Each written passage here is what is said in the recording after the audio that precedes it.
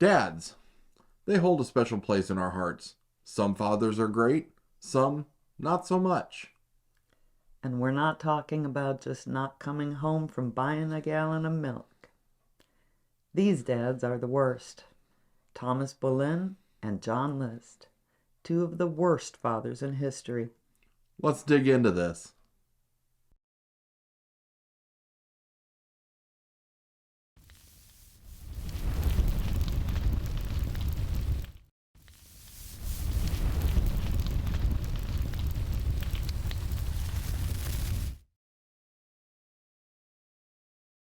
Thomas Boleyn might not make a lot of the worst fathers in history lists, but maybe he should.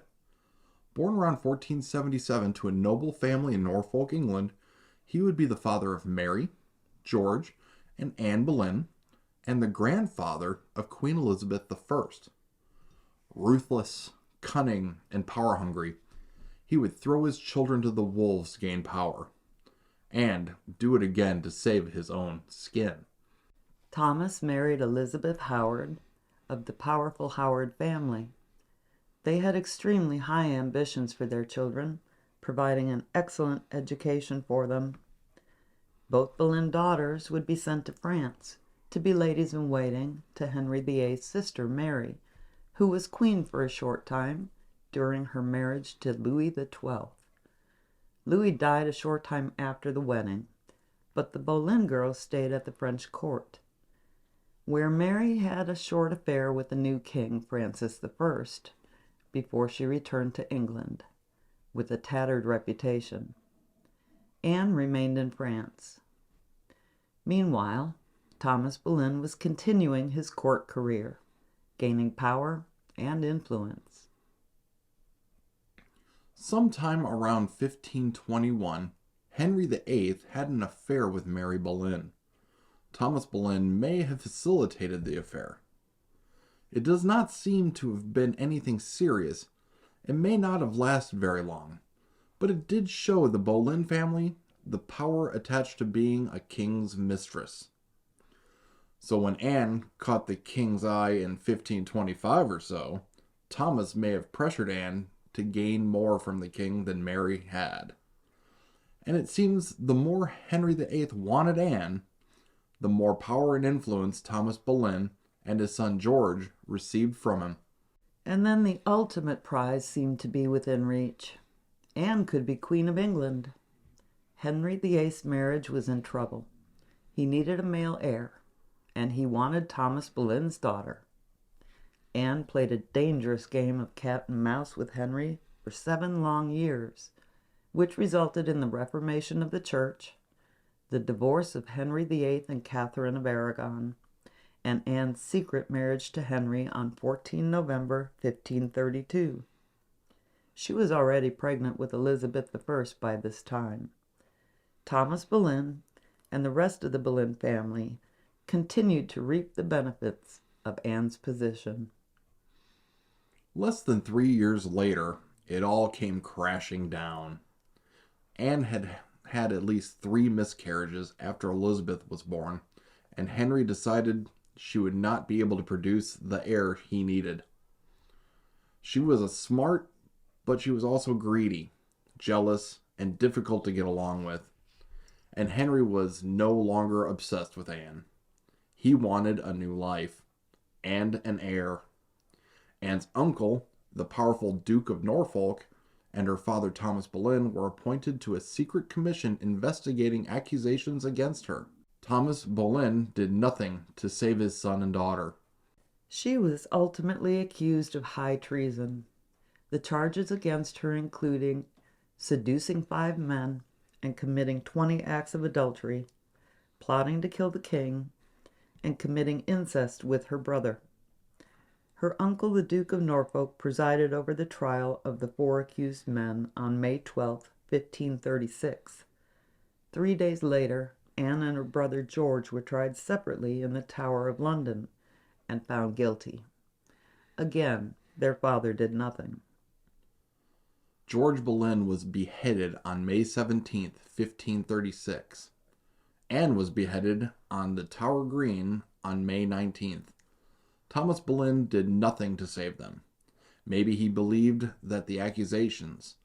Maybe he was afraid of going against the will of the king.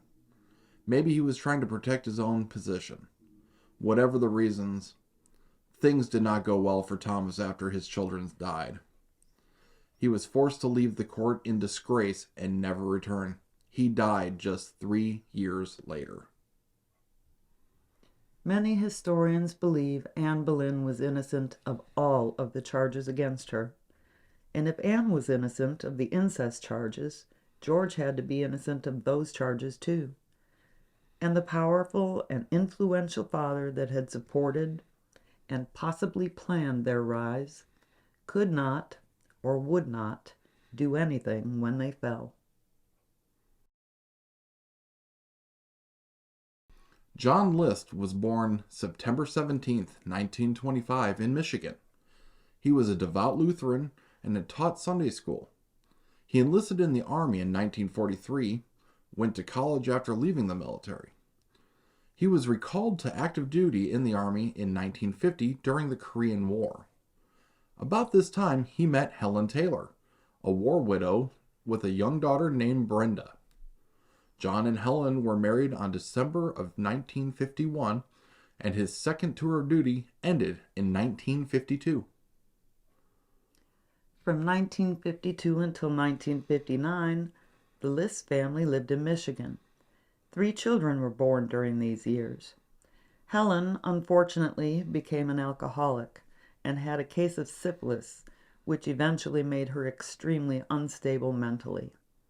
By 1960, Helen's daughter Brenda married and moved away.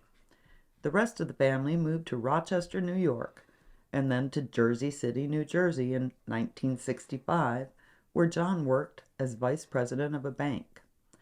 They were wealthy enough that John, Helen, their children, and John's mother all lived in a 19-room Victorian mansion called Breeze Knoll. And soon John started planning the murder of his entire family. In fact, he planned the murders so well that it was nearly a month before anyone knew anything was wrong. On November 9, 1971, List shot his 46-year-old wife Helen in the back of the head while his children were at school. Then he shot his 84-year-old mother, Alma, while she ate her breakfast. 16-year-old Patricia and 13-year-old Frederick were both shot in the back of the head when they came home from school. Then John List made himself lunch. List went to the bank and closed both his and his mother's accounts.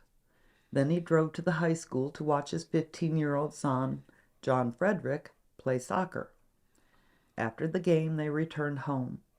The gun List was using to try and shoot this final child apparently misfired, and John Frederick fought back.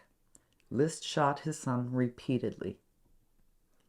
List put his wife and children in sleeping bags in the ballroom of the mansion and sat down to write a letter to his pastor.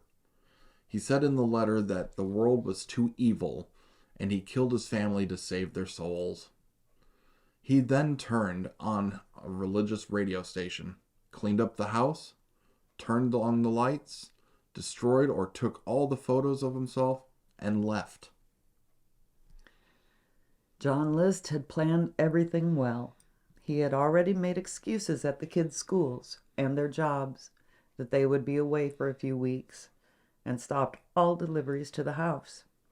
No one seemed to notice anything wrong until the lights that were on at the house all the time started to burn out one by one.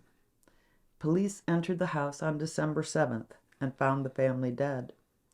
List had nearly a 1-month head start on the manhunt looking for him.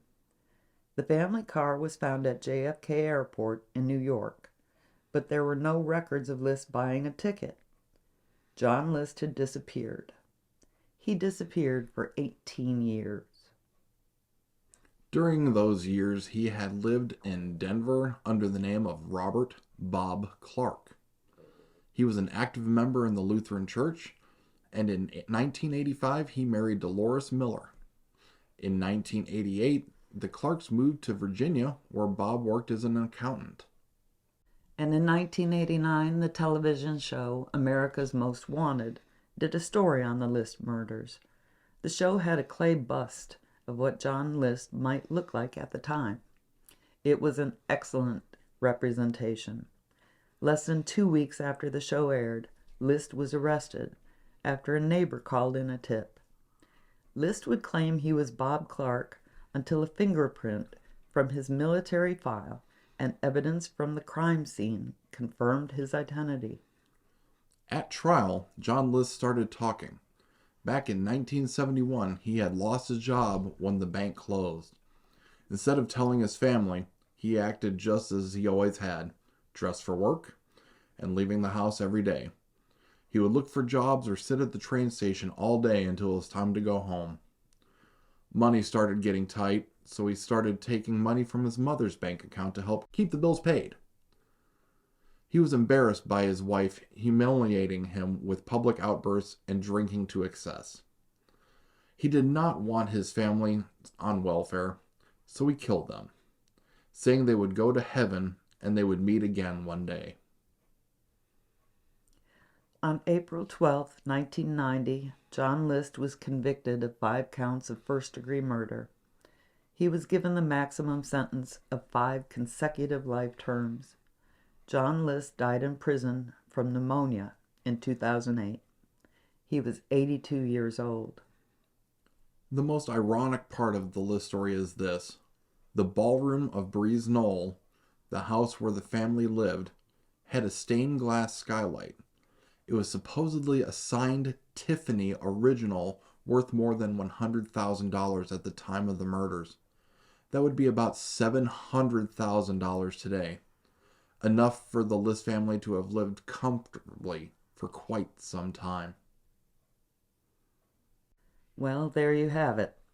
2 of the worst dads in history. And I'd like to give a shout out to my dad.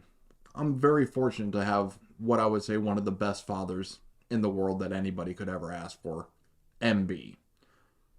Thanks, Dad. Nathan here, the video editor. I also want to shout out to my best dad, MB. Don't forget to like and subscribe. And we'll see you on the next one.